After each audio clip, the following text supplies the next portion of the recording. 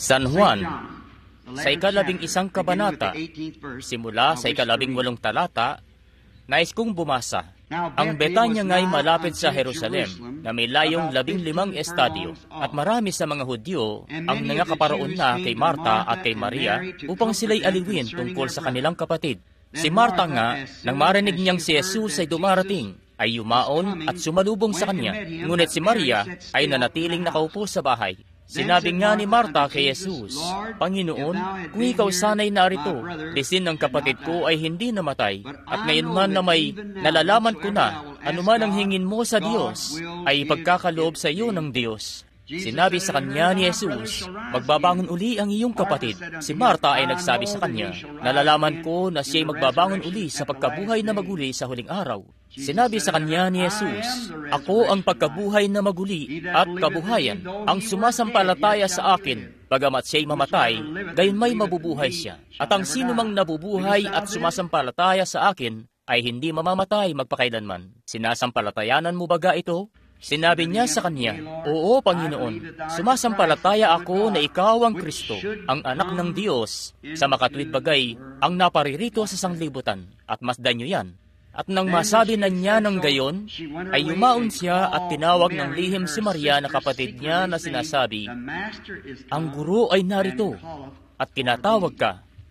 Manalangin tayo. Makalangit na Ama, iyong patotohanan ang mga salitang ito sa aming mga puso ngayong gabi habang kami nagsisipaghintay sa iyo ngayon. Ang iyong salita, ang iyong lingkod, at ang teksto ay ipinapaubaya naming lahat sa iyo. Sa pangalan ni Jesus Kristo, Amen. Makakaupo na kayo.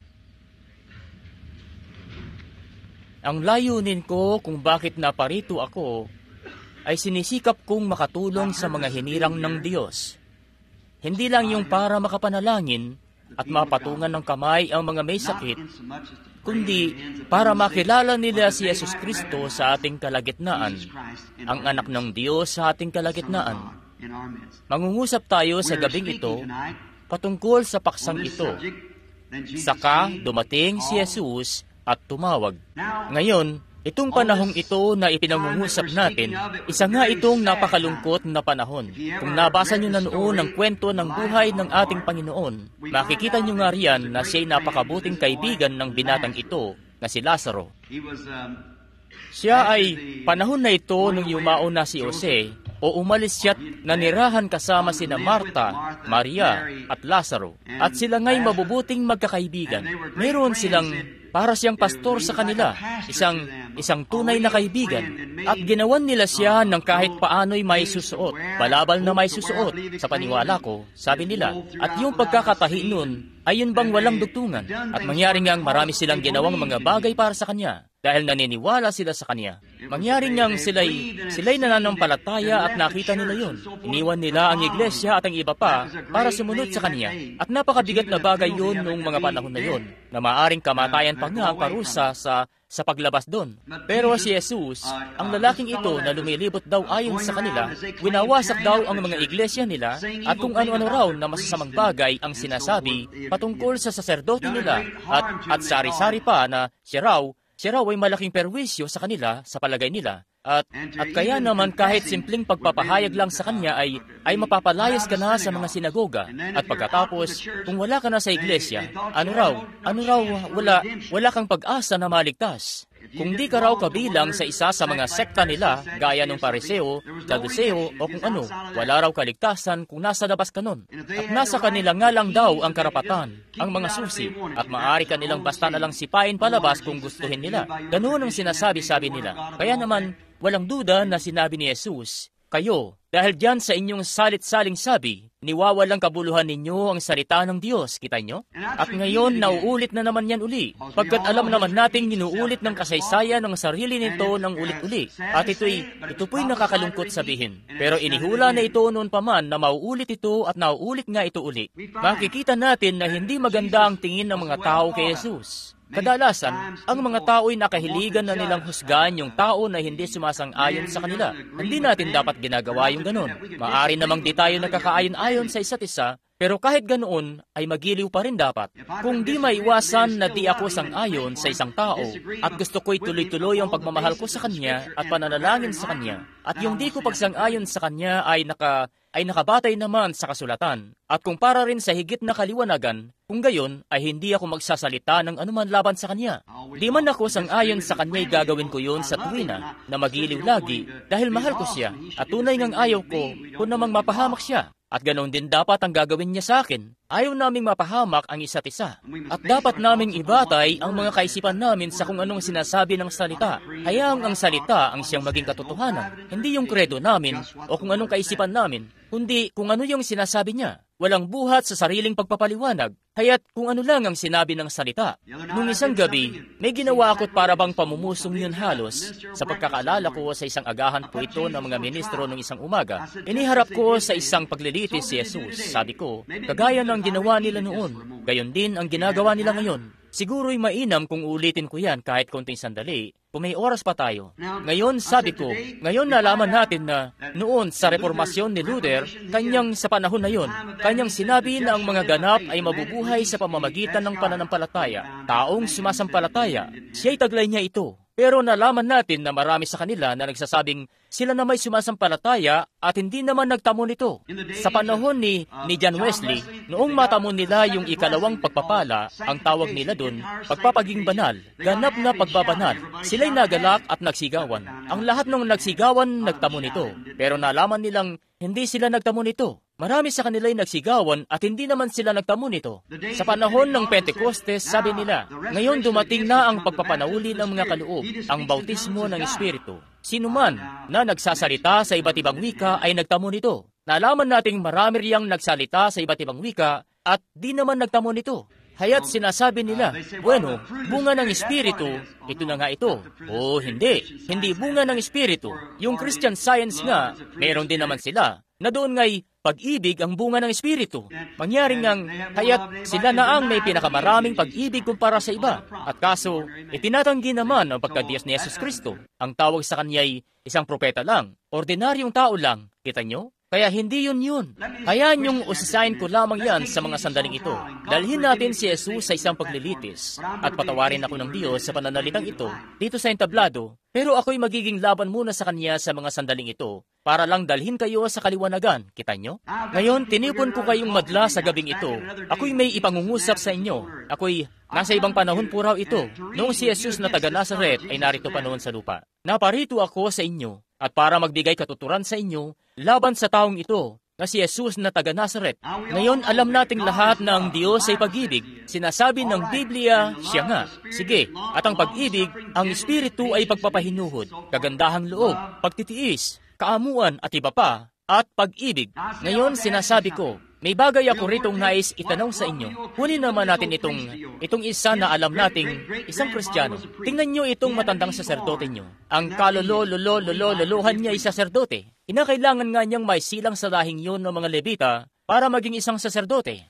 Nalaman din natin ngayon na ang buhay niya ay di tulad ng iba pa sa inyo na mga ordinaryong kabinataan lang.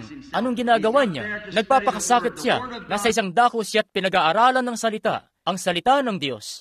Kanya talagang sinasaliksik ito, araw-gabi, araw-gabi. Kinakailangan ngang kabisado niya ang bawat letrang naroon. Bawat salitang naroon sa balonbon ng aklat na yun. Kinakailangan ngang kabisadong-kabisado niya yun sa kanyang puso. Kanyang, kung may anong bagay tungkol doon ay dapat ngang alam niya yun. At saka maliban pa riyan, nung ikasal ang tatay at nanay niyo, sino ang nagbuklod sa kanila bilang mag-asawang lalaki at babae? Ang inyong banal na matandang saserdote nga. Sino ang sumaklolo sa inyong tatay noong mangailangan siya at may ilang pagkakautang na salapi sa kanyang bukid na haya't babawin na sana yon ng mga pinagkakautangan niya? Sino ang tumayo sa tabi niya? Ang inyong mabait na matandang saserdote nga. Sino ang tumayo sa tabi ng inyong nanay sa silid noong ipinanganak kayo ng nanay niyo? Mabait na matandang saserdote nga. Sino ang nagpupunta sa inyo kapag may sakit kayo at nangangailangan? Ang inyong mabait na matandang saserdote nga. Sino ang nagbasbas sa inyo at naglagak sa inyo sa Diyos at nagtuli sa inyo sa ikawalong araw? Ang inyong mabait na matandang saserdote nga. Noong maghihiwalay na sana sa diborsyo ang tatay at nanay niyo, sino ang naging daan para magkabalikan uli sila? Magkapisan uli sila? Ang inyong mabait na matandang saserdote nga. Kapag may kaguluhan sa inyong lugar, sino ang nag-aayos nito? Ang inyong mabait na matandang saserdote nga. Siya nga. Ngayon, ang mabait na matandang saserdote na ito'y alam niya na sinasabi ng Biblia na ang hinihingi ng Diyos ay isang kordero bilang gawing hain. Marami sa inyo rito ay may kanya-kanya kayong pinagkakabalahang negosyo, kaya di na kayo nakakapag-alaga pa ng tupa. Gayong ang hinihingi ng Diyos ay isang tupa. Kaya naman, nagsipagtayo sila roon ng maliliit na tindahan, nagtitinda sila roon ng mga tupa para yung mga negosyante ay may mapuntahan at mapagbilihan ng tupa na mayahandog nilang hain para sa kanilang kaluluwa, na Diyos naman ang humihingi. Anong ginawa ng binatang ito na tinatawag nilang Jesus? Saan ba siya nagmula? Ang bulong-bulungan ay isinilang daw siya sa pamamagitan ng isang birhen. Sino kayang makikinig sa ganong kalokohan? Alam nating ipinagbubuntis na siya ng nanay niya bago pa yung nanay niya at si Jose magsilang, o yung nanay niya at si Jose ay may kasal. Naisilang na siya agad. Ngayon, nalaman nga natin na yung kanyang reputasyon ay napakapangit sa simula pa lang. Ano bang card ng pakikianib ang meron siya? Kung lalaking banal siya talaga, anong grupo ang kinaaniban niya? Samantalang ang saserdote niyo ay subsub sa kaaral para malaman yung salitang yun. Tapos, heto siya't darating na lang doon, wawasakin yung bagay na itinayo niya? Matatawag niyo ba yung Diyos? Abay, hindi talaga. Ngayon, nung isang araw, noon nga'y may ipinatayo roong pwesto ang saserdote nyo na at doon nga'y makakabili sana kayo ng mayahandog nyong hain. Abay, anong ginawa ng binatang ito? Kabaitan yon? Pinagahampas niya. Nagkumpul siya ng ilang lubid, may kasama pang bantok at pinatuyong balat ng hayop. At tiningnan ang mga tao na talagang galit na galit. Pinagsisipa hanggang magtauban yung mga lamesa doon. At pinagahampas yung mga tao palabas doon. At matatawag nyo ba yung mga bunga ng Espiritu? Natitingnan sila doon na galit na galit? At tingnan nyo nga, ipinagkakait sa tao yung pagkakataon na makakasamba na sana siya kay Jehovah. Yung negosyante doon gusto niya sanang makasamba sa kanya. Di siya nakakapag-alaga ng mga tupa. At kaya sumadya nga siya roon para makabili sana. At pinagtataob naman niya ito. At pinagsisipa sila. At itinaboy sila palabas. Sino ngayon diyan ang nagtataglay ng bunga ng Espiritu? Kita nyo? Ayan nga, kita nyo? Hindi nga bunga ng Espiritu. Hindi pagsasalita ng iba't ibang wika. Hindi pagsigaw. Sasabihin nyo, kung ganoon kapatid na Branham, ano ang katunayan? Ano ang katunayan? Ang pagpapatibay ng salita sa kasalukuyang panahon. Nariyan naman na sa kanila noon ng Biblia. Eksakto naman siya sa kung ano ang sinabi ni Jehovah na mangyayari. Hindi na nga nito kailangan pa ng anumang pagpapaliwanag. Ipinaliwanag na ito doon pa lang. Nariyan naman na sa inyo ang mga saserdote. Nariyan na sa inyo ang lahat ng kailangan nyo. At ang lahat pa nga'y inuulit na't lahat na. Pero bigo pa rin silang makita-kita ang salita. At kanya ngang dinuhay ang salitang yon para sa kapanahonan yon. Yon ang katunayan para sa panahong yon. Taglay ni Luther ang katunayan para sa panahon niya. Si Wesley sa panahon niya. Ang Pentecostes sa panahon niya. Pero nasa panibago na tayong panahon. Yung mga bagay na yon ay mainam naman. Pero gaya nga sa sanggol, nagkakadaliri siya, mata at ilong. Pero paglaoy, magiging ganap na tao na siya. Magiging isa na siyang ganap na bata. Tapos isisilang may kaluluwa, katawan, espiritu. Nakakakilos-kilos na. Ngayon nalaman natin na ang lahat ng ito, si Jesus ang naghayag at kakaunti lang, yaon lamang mga itinalaga niya sa buhay ang nakakita sa kanya. Hindi laksalaksang tao. Yung mga tao doon sa kanya ay di kailanman magiging tulad doon sa mga tao kay Caiphas. Aba, magagawa ngang tawagin ni Caiphas ang buong bansa para magsama-sama. Ang tinawag ni Jesus na magsama-sama ay kakaunti lang. Hindi marami ang may kilala sa kanya. Libo-libong makalibo na ang tao noon nung narito siya noon sa lupa. Lumakad siya rito sa lupa. At wala ngang kamalay-malay ang mga tao noon na narito pala siya. At magiging gayon din ito muli. Darating siya doon sa mga tinawag patungo sa buhay. Batid niya kung sino ang tinawag patungo sa buhay. At di niya, tungkulin niya na asikasuhin yon. Ngayon napansin natin na pagkatapos noon ay lumabas sila sa iglesia. At sila nga'y sumasampalataya sa kanya. Lahat kasi ng sinasabi ng salita patungkol sa kanya, ayon nga sa kanya. At isang araw ay nilisan niya ang kanilang tahanan. Nais kong mangusap tungkol sa tatlong bagay. Lumisan si Jesus, dumating ang kamatayan, at lahat ng pag-asa ay naglaho. Nais kong mangusap patungkol sa tatlong bagay na yan sa loob ng ilang minuto. Lumisan si Jesus, at nung lumisan siya, biglang pasok naman ang problema. Ngayon sa puntong lilisanin kanya o ang tahanan mo kung saan ka nakatira, doon dumarating ang problema. May bukas na pintuan si Satanas kapag lumilisan si Jesus. Umalis nga siya at pagkaalis niya, saka biglang pasok ang kamatayan. At sa tuwing lalabas si Jesus, pumapasok naman ang kamatayan. Ang mahiwalay sa kanya ay kamatayan. Kaya pumasok ang kamatayan nung lumabas si Jesus. At umaali-aligid na noon ang kamatayan kay Lazaro. At yung kanilang sinasampalatayanan na tiniibig, pinasundo nila siya para maipanalangin si Lazaro. Dahil nakita nila siya at batid nilang kilala niya ang Diyos na anuman sa Diyos. Si Marta ngayon nabanggit niya ito. Anuman ang sabihin mo sa Diyos ngayon, ay gagawin niyo ng Diyos. Napagkilala niya na siya at ang Diyos ay iisa. Siya ang salita para sa oras na yon. Kaya't napagkilala niya yon. At alam niya, kung makakaharap lang niya sana siya, ang kaso, umalis naman siya at di nila siya magawang makaharap. At pinasundo nga nila siya at sa halip na dumating siya, lalo pa siyang lumayo. At kaya't pinasundo na naman nila uli. At sa halip na dumating siya, lalo pa siyang lumayo. Kung minsan, iniisip natin, bakit kaya nangyayari yung ganong mga bagay? Pero hindi ba't sinasabi ng kasulatan na ang lahat ng mga bagay ay nagkakalakip na gumagawa sa kabubuti ng mga nagsisiibig sa Diyos?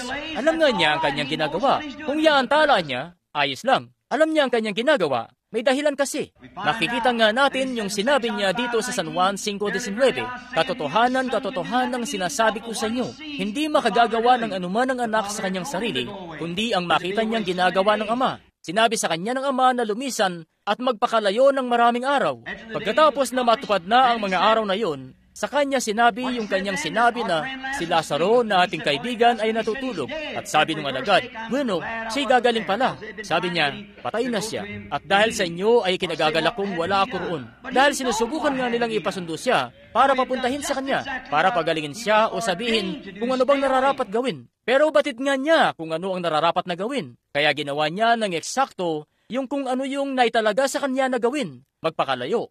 Kung mapapansin niyo siya doon sa libingan nung bumalik na siya, nabanggit nga niya yon nung bumalik siya at makitang ganoon ang kalagayan ng tahanan yon. Naglahong lahat-lahat ang pag-asa, namatay ng tuluyan si Lazaro.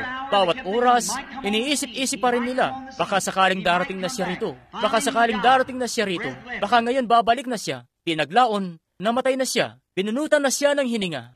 Humayo sila. Inimbalsa mo siya. Inalis ng tuluyan yung dugo sa katawan niya. Binalot siya ng kayong lino, pabango, at inimbalsa mo siya at inihimlay sa libingan. Hinarangan ng bato ang libingan na kinaugalian ng tao sa paglilibing noong mga panahong yun. May butas sa lupa, marahil sa batuhan lang, at hinarangan nila ng bato yung ibabaw nun. Ganun ang kanilang kinaugalian. Unang araw lumipas, kalawang araw lumipas, ikatlong araw lumipas, ikaapat na araw lumipas, naagnas na yung tao sa loob ng libingan, natuklap na marahil yung ilong niya.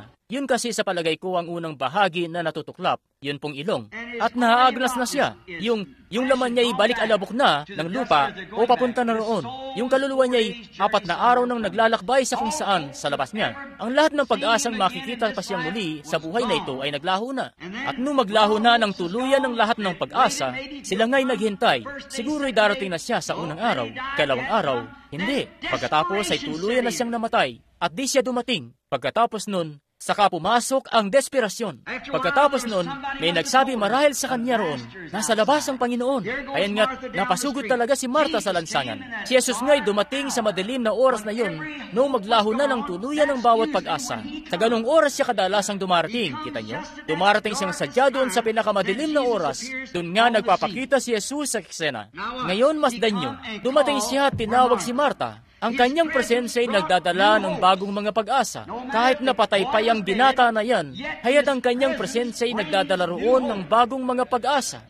Marahil, sa pagkakaupo mo rito ngayong gabi, kaibigan ko, sinukuan ka na ng mga doktor dahil sa kanser, sakit sa puso. Marahil nariyan ka sa silyang yan, pilay, buong siyensya na mismo ang nagsasabing wala ka na raw kapag apag-asa. Yung deposito raw ng calcium ay kinulumpol nun yung buto-buto mo, na di mo natuloy yun may baluktot pa. O marahil naman, yung puso mo'y palyado na raw, sabi ng doktor, pwede ka raw mamatay anumang minuto.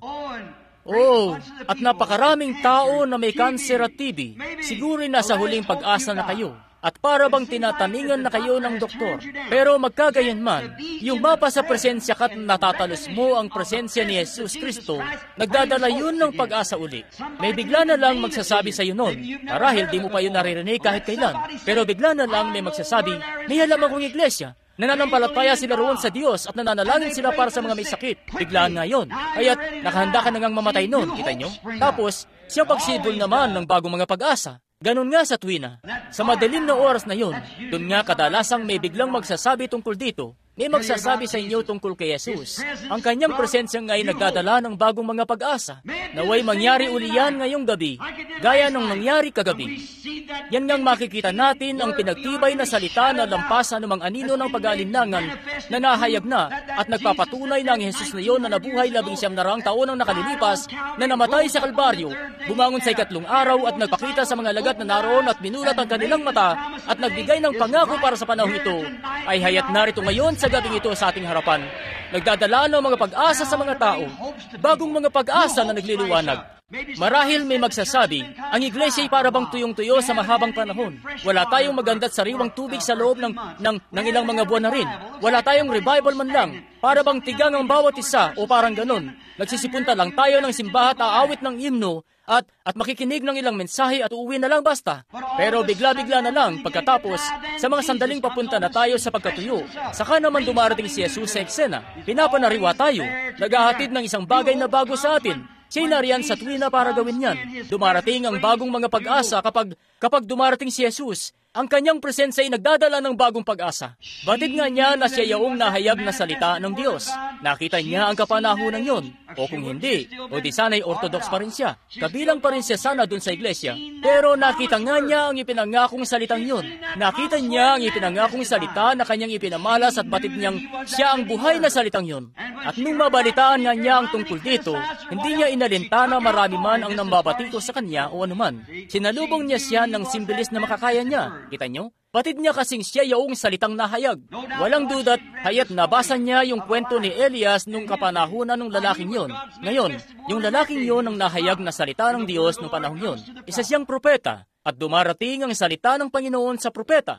At doon nooy may isang babae na may munting anak na ibinigay sa kanya sa pamamagitan ng isang pagpapalang iginawat sa kanya ng propeta. At yung batangang yun ang isinilang ng babae. Isang araw, bandang 11:00, inatake yung bata ng tindi ng sikat ng araw. Naroon kasi siya sa bukid kasama ng tatay niya. Walang sinasabing ganun sa Biblia na dahil yun sa tindi ng sikat ng araw. Pero bigla na lang napadaing yung bata. Ulo ko, ulo ko. Bandang 11:00 yun ng tanghali. At may katulong sila doon na inutusan ng tatay na iuwi yung bata. Nahiga yung bata sa kandungan ng kanyang nanay hanggang magtanghali. Tumindi ng tumindi ang sakit. At pagkatapos ay tuluyan ng namatay. At ngayon, sa halip na mawalan ng pag-asa, yung lahat ng mga kapitbahay napasugod doon, nagsisigawan at kung ano pa. Pero ang matatag na nanay, patay man ang anak niya, dinala niya yung bata sa munting silid na inilaan niya noon sa propeta at inihimlay ang bata sa higaan ng propeta ng paganoon. At sabi niya sa katulong, siyahan mo ako ng isang bola at magpatakbo ka ng dire-diretso at huwag na huwag kang titigin malibang sabihin ko sa iyo. Oh, grabe, ganoon nga. Wala tayong panahon para pagdebatihan pa yun at mag-abala. Lampas na yung ganoon sa panahon na yun. Sumulong tayo. Kailangan na nating makarating doon. May pangangailangan tayo. At kaya sinabi ng nanay, sumulong ka at huwag mong pabagalin ang iyong pagpapatakbo maliban na iutos ko sa iyo. At humayo sila hanggang sa makarating sila kay Elias. Si Elias bilang tao ng Diyos, di tulad ni Kristo, nalalaman kasi ni Kristo ang lahat ng mga bagay dahil siya ay Diyos. Si Elias ay isang bahagi lang ng Diyos. Si Kristo na kay Elias. At yun ang mensahe para sa panahong yun. Dahil ang salita ng Panginoon para sa oras na yun ay taglay ng propetang yun. Si Jesus ang kapuspusan ng lahat ng mga propetang yun. Bawat isa sa kanila ay inihahayag lang siya. Ganun nga, mula kay Joseph, mula dun sa 30 putol ng pilak na yun sa lahat ng dako, kanyang inilarawan si Kristo. Maging si Moises, si David, na naroon sa ibabaw ng burol na isang haring tinanggihan. Umiiyak dahil siya'y tinanggihan. 800 taon nang makalipas pagkatapos nun. Ang anak ni David ay pumaroon sa isang burol. Ayan nga ang espiritu ni Kristo na naroon kay David doon. At siya, grabe, siya'y kapwa-ugat at supling ni David. At hayan ngang naroon siya sa may burol. Umiiyak, isang tinanggihang hari. Jerusalem, Jerusalem, makailang inibig kong tipunin ka na gaya ng inahing manok sa kanyang mga sisiw. Ano yun? Si Kristo yon nung panahon na yun doon. Si Kristo nga yon na umiiyak noong isulat ni David ang himnong yun. Diyos ko, bakit mo ako pinabayaan? Lahat ng aking mga buto, kanilang minamasdan ako. Binutasan nila ang aking mga paa at aking mga kamay. Hinapak nila ang aking mga kasuotan sa gitna nila. Kanilang pinagsapalaran ang aking kasuotan. Si Kristo ngayon na nagsasalita sa loob ni David. Siya nga. Siya ang kahayagan ng salita. Dumating si Kristo upang tuparin ang mga bagay na iyon na sinalita sa pamamagitan ng mga propeta, pagkat ang salita ay nasa mga propeta. Sinabi niya iyon sa pag-aaral kagabi, na siya'y dumating upang tuparin kung ano ang sinabi ng mga propeta patungkol sa kanya, pagkat nasa kanila ang salita. At si Elias nga ay propeta ng Diyos, ang salita para sa panahong iyon. Kaya naman, nanatili ang babaeng Sunamita kasama ng propeta hanggang sa pumaroon yung propeta at ipinamalas ang kapangyarihan ng Diyos at dumapa mismo sa ibabaw ng bata at yung bata'y nabuhay. Ngayon si Marta ay napagkilala niya marahil ito, bagamat naging abala siya noon sa pag-asikaso ng bahay, paghuhugas ng pinagkainan at iba pa. Pero sa puntong yan ay ipinakita niya ang kulay niya. Ipinakita niya talaga kung ano yung nasa kalooban niya. Nagmadali nga siya para sunduin siya. Kung ang Diyos ay na kay Elias noon, tiyak na ang Diyos ay na kay Kristo dahil pinatunayan niyang siya ang personang yon. Amen. Gustong-gusto ko yun. Yung ganong pagpupursige. Pumunta siya sa kanya. Kinailangan niyang makapunta sa kanya. At nasumpungan nga niya. Nung masalubong na niya siya, ngayon tandaan niyo, patid nga niyang di siya kailanman nagbago, na di binabago ng Diyos kahit kailan ang palatuntunan niya. Kung siya'y nandoon noon kay Elias at may kakayahang pabangunin ng patay, siya'y na kay Kristo rin naman at may kakayahang ibangon ng patay, bagamat di pa niya ginagawa, dahil siya ring Diyos, yun din naman. At kahit mapasa hanggang ngayon, ay di pa rin siya nagbabago. Siya pa rin Diyos ngayong gabi gaya noon. Siya pa rin kahapon, ngayon at magpakailanman. Hindi siya nagbabago. At alam niya na ito'y nasa kanya. Masdan, sa ilang minuto pa lang ay pinatunayan na nun yun. Nung sabihin niya sa kanya yung tungkol sa kanyang kapatid at sabi niya, Panginoon, ako'y sumasampalataya na ikaw nga. At sabi niya, ako ang pagkabuhay na maguli at ang buhay. Bagamat siya'y mamatay, gayon may mabubuhay siya. At ang sino mang nabubuhay at sumasampalataya sa akin ay di mamamatay kailan paman. Ako nga, yun nga si ako nga na nasa nagniningas na kahoy kasama ni Moises. Ako ang pagkabuhay na maguli. Ako ang buhay. Ako ang pader. Ako pa rin siya. Ako ang pagkabuhay na maguli at ang buhay. Ang sumasampalataya sa akin, bagamat siya'y mamatay, gayon may mabubuhay siya. Sino mang nabubuhay at sumasampalataya sa akin ay di mamamatay kailan paman. Pagkatapos ng dakilang katiyakan na yon na tinamo niya, na siya yaong ipinangakong salita na yon, nung maglikas siya bilang propeta, siya nga'y di maaari magsinungaling. Kaya naman siya, nung sabihin niya, ako nga siya itong pagkabuhay na maguli at buhay. Sabi niya, sumasampalataya ako na ikaw nga siya, ang anak ng Diyos na darating sa sanlibutan. Bagamat patay na ang kapatid ko, nakahimlay na siya roon sa libingan, ang katawan niya'y naagnas na ngayon. Gayunman ngayon, anumang sabihin mo ay mangyayari. Tama. Gusto nga niyang marinig na siya mismo ang magsabi nun. Amen. Oh, Marta, nasaan na tayo ngayong gabi? Bigkasin mo lang ang salita, ang lingkod ko'y mabubuhay. Yung marinig lang na siya mismo ang magsabi nun. Marahil may nagsilapit na ilan doon sa kanya na sinasabi kung ano ang sinabi niya. Pero hayan na nga siya na siya mismo. O Diyos, magbukas nawa ang paningin ng mga nabubulag nang sila'y makakita. Haya't siya, sa kanyang presensya, sa tuwing binibigkas ang salita, ito nga'y laging nagkakaroon ng katuparan. Sabi niya, anumang hingin mo sa Diyos ay ipagkakalob sa iyo ito ng Diyos. Iyong itulot lang na marinig ko ito. Gusto niyang siya mismo ang bumigkas ng salita. Yun na yun ang gustong-gusto niyang marinig. Kunin lang ang salita. Yun lang ang kailangan niya. Ang marinig nga siya na magsabi mismo na gagawin niya yon. At magagawa naman niya sana dun mismo pa lang, pero nakita niyo, sa pangitain na ipinakita sa kanya ng Ama, ay kinakailangang nakatayo siya roon sa tabi ng libingan. Oh, grabe. Manghawakan ka lang sa iyong pananampalataya. Ang Diyos ang kumikilos upang ang lahat ng bagay ay malagay sa tama nitong pagkakaayos. Magiging maayos ang lahat, basta't maghintay lang na makarating siya sa libingan. Pansinin, magagawa naman niyang pasabihin na lang siya kagad, kahit na ang kalagayan niya ay parabang lahat ng pag-asa ay naglaho na, at walang-wala na talaga. Patay na siya, nabubulok na dun sa libingan. Pero ang marinig lang na siya mismo ang magsabi nun, yun lang naman ang gustong-gusto niyang makamit. Ngayon, nung sabihin niya, ako ang pagkabuhay na maguli at buhay, sinampalatayanan niya ito. Ngayon pansinin po, ngayon ay kinailangan niyang manampalataya sa mga bagay na imposible. Nung marinig niya siyang sabihin, ako ang pagkabuhay na maguli at buhay, bagamat siya'y patay na, gayon may mabubuhay siya, at ang sino mang nabubuhay at sumasampalataya sa akin, ay hindi na mamamatay magpakailanman. Sabi, sinasampalatayanan mo ba ito? At sabi niya, opo Panginoon, sinasampalatayanan ko ito. Sumasampalataya akong ikaw ang anak ng Diyos na pumarito sa sanlibutan. Gustong-gusto ko yan. Gustong-gusto ko yan. Ako'y sinabi ko na ito noon, pero napapanahon pa rin ito mapasa hanggang ngayon. Kausap ko ang isang babae di pa katagalan sa isa po itong iglesia na nabanggit ko kanina, na di naniniwala na siya ay Diyos. Doon sa kanyang pagka-Diyos, isa lang daw siyang propeta, isang ordinaryong tao. Siya namang talaga, totoo naman. Ganun nga siya. Tapos, Diyos. Kita nyo? Siya ang kahayagan. Si Jesus ang katawan. Ang lalaking yun, ang tao. Diyos naman yung nanahan doon sa kanya. Ang Diyos ay sumasa kanya. Siya ay Diyos na tao. Isa siyang tao, pero siya ay Diyos na nahayag sa laman. Kapag nakita natin si Jesus, ang Diyos ang nakikita natin. Yun din naman ang sinabi niya. Kapag nakita niyo ang Ama o nakita niyo ako, ay nakikita niyo na ang Ama dahil siya ang naaaninag, dahil siya ang salita. Amen, na naroon na noon sa pasimula. Amen. Tinawag niya ang mga propetang Diyos. Nalalaman niyo ba yon? Sabi niya, tinatawag ninyo silang Diyos na mga dinaratnan ng salita ng Diyos. Paano ninyo nagagawang hatulan ako sa sinasabi kong ako ang anak ng Diyos? Dahil nga, yung mismong salita na ang nagsabi na siya ay paroroon doon. At naroon nga't ang salita'y nahayag na muli. At kahit na ganun ay, ayaw pa rin nila itong sampalatayanan. Sabi nung babae sa akin, mapatutunayan ko sa iyo, sabi, gusto ko namang naririnig kang nangangaral, pero may isang bagay ka na labis mong ginagawa. Bueno, ano po yun? Sabi, masyado mong ipinagmamalaki si Jesus. Sabi ko, umaasa akong yun lang ang bagay na mapupunan niya laban sa akin sa pagparito niya. At sabi ko, umaasa akong yun lang yung bagay na ano niya. Una na makikita niya sa akin. Sabi ko, kung may 10,000 man akong dila, di ko pa rin masasabi ng sapat. Oh, grabe, kung ano talaga siya. Sabi niya, pero iyon namang ginagawa siyang Diyos niyan. Sabi, siya nga naman talaga. O kung hindi siya ganoon, ay siya na ang pinakamalaking manlilinlang na lumitaw kahit kailan sa mundo.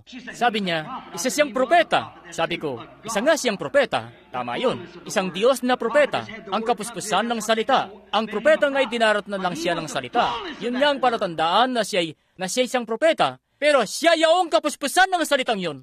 At sabi niya, mapapatunayan ko sa iyo. Sabi, ginagawa mo siyang Diyos. Sabi ko, Diyos namang talaga siya. At sabi niya, hindi siya maaaring Diyos. Sabi ko, siya, pero siya namang talaga. Sabi niya, sabi mo naniniwala ka sa Biblia. Sabi ko, naniniwala nga ako. Sabi niya, patutunayan ko sa iyo sa pamamagitan mismo ng sarili mong Biblia na hindi siya Diyos. Sabi ko, sige po, kung Biblia na mismo ang magsasabi, sige po, paniniwalaan ko. Dahil naniniwala akong tama ang salita. Sabi niya, doon sa daan patungo sa libingan ni Lazaro. Naalala mo ba yon doon sa San Juan 11? Sabi ko, naalala ko, ginang. Sabi, bueno, ngayon, doon sa daan. Abay, umiyak siya. Sabi ng Biblia, tumangis siya. Sabi ko, tunay namang sinabi yan ng Biblia na tumangis siya. Sabi, paano siyang magiging Diyos at tapos tumatangis naman? Sabi ko, tao siya. Tao at Diyos? Sabi ko, oo ginang, hindi mo lang nakita. Isa nga siyang tao sa paglalakad doon. Nakikitangis kasama ng mga nagsisitangis doon. Ganun nga, nakikidalamhati roon sa mga nagsisidalamhati. Isa siyang tao. Pero nung itinuwid na niya ang kanyang mutit mahinang katawan at magwika, Lazaro, lumabas ka! At ang lalaking yun doon na 4 na araw ng patay ay tumayo sa kanyang mga paa. Haya't higit pa sa tao ang makagagawa ng bagay niyon. Diyos yun na nasa tao. Sino bang may kakayahang makapagbangon ng patay? Hindi ba't Diyos? Siya ang pagkabuhay na maguliat ang buhay. Siya nga, may isang gabi sa may dagat, noong naroon siya, hapong-hapo, nakahiga sa may likuran ng bangka. Noong may 10,000 mga diablo na sumumpa na kanilang lulunurin siya sa gabi ding yun. At yung muntit lumang bangka na yun ay paalon-alon na parang takip ng bote sa gitna ng maunos na dagat. Sa isip-isip ng mga diablong yun, natsyempohan na natin siya ngayon. Nakatulog siya. Lulunurin natin silang lahat doon. Isa nga siyang tao, hapo. Pero nung magising, isinampan niya ang isang paa niya sa may gilid ng bangka at tumingal at nagsabi, "Pumaya pa, tumahimik ka." At yung mga hangin at mga alon ay tumalima sa kanya. Higit ngayon sa pagiging tao. Tao siya nung siya'y magutom, bumaba mula sa bundok, naghahanap ng pirasong tinapay o kung anuman na makakain, o bungang igos mula sa isang punong kahoy. Pero nung kunin niya yung 5 tinapay at 2 isda at pinakain ng 5,000, Diyos yun na nasa taong yun. Siya nga. Bawat gatuldok na taong higit pa sa kanilang halaga ng gabundok na munggoy, naniniwala sila roon. Ang lahat ng Makatay naniniwala roon. Kaya naman naisulat ng isa sa kanila, sa pagkabuhay, ako'y iniibig niya. Sa pagkamatay, ako'y iniligtas niya. Sa pagkalibing, kanyang dinala sa malayong dako yaring pagkakasala. Sa pagbangon, nagawa nga niyang ako'y aring ganap ng walang bayad kailanman. Balang araw, siya nga ay darating, O araw na walang kasing ningning. Si Eddie Peronet, na yung mga awitin niya ay hindi niya maipagpili-bili. Isang araw, di siya halos makatayo ng husto dahil nasa ilalim siya ng kasi ng Espiritu Santo. Dumampot siya ng panulat, isinulat niya ang pampasinayang awitin na ito. Isinulat niya, ipagbunyi ng kalahatan ng kapangyarihan ng Jesus na pangalan. Ang mga anghel ay hayaan na manikluhod magpatira pa, dalhin sa harapan ng maharlikang diadema. Siya'y putungang Panginoon ng buong lahat-lahatan. Hallelujah! Siya nga naman, ganyan ang paniwala natin kung sino siya. Siya nga po, kinailangan nga niyang sampalatayanan ng mga bagay na imposible para sa modernong pag-iisip ng panahon na yon. At ganyan din naman kayo na kailangan niyong paniwalaan ng mga bagay na imposible upang makita ang bagong buhay. Makita na may mga bagay talaga na magaganap. Sa kabila nun, kanyang napagkilala niya na siyang salita. Kaya naman ang mga bagay na imposible nagkakaroon na ng kaganapan dahil siyang manlilikha at tatayuan ang bawat bagay na sasalitain niya. At ang lahat ng bagay ay may pangyayari sa kanila na nananampalataya. Yan ang sinasabi ng kanyang salita. Kahit nga mga bagay na imposible ay mapangyayari talaga sa tuwing pangahawakan mo ang Diyos sa kanyang salita. Siya nga po, sa tuwing ang Diyos ay pangahawakan sa kanyang salita, anumang bagay na imposible ay mapangyayari. Kapag sinabi ng Diyos na mangyayari, haya't panghawakan mo lang yan at antabayanan mo lang ang mga bagay na imposible ay mapangyayari. Mapangyayari nga talaga. Pero pansinin niyo, sa lahat ng yun na may, ang sabi niya, ngayon man na may Panginoon, ano man ang hingin mo sa Diyos, ay gagawin ng Diyos. Alam niyang kung magagawa lang niyang ipamutawi ang salitang yun mula sa Kanya, yun lang ang dapat niyang gawin. May palabas ang salitang yun. Oo, yun na ang pinakamadilim na oras ng kanyang buhay. At dumating si Jesus at tumawag. O isang ngang napakadakilang bagay ang nakita nila roon. Isang pagkabuhay na maguli.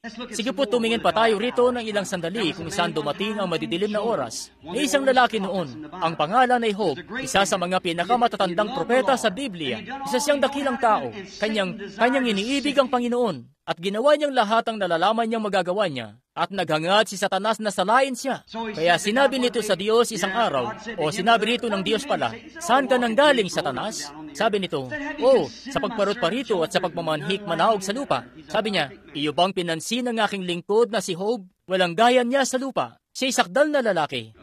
Sabi niya, kaya naman ganon, ibinibigay mo kasi sa kanya ang lahat, tinatangkilis sa kanya ang lahat. Tunay nga, isa siyang dakilang lalaki.